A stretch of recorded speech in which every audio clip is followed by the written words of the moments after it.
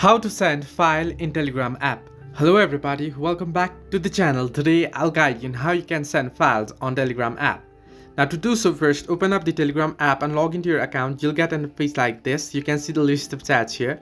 Now open up a chat that you want to send a file to, and here at the bottom of your screen, as the message option just beside it, you can see a little file option. Tap on it and tap on the file option that you can see on the screen. Now once you do this, you'll be able to select file from either your internal storage, from the Telegram, or from your gallery. Now simply head into your internal storage and head into the file location where you have the file located.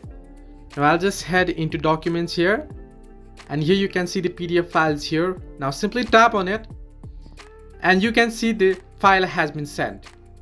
You can do similar thing with other files that you want to send. You can head into the files option and head into files here and internal storage into the location where your file is located and select it and send it. So this way you can send file in Telegram.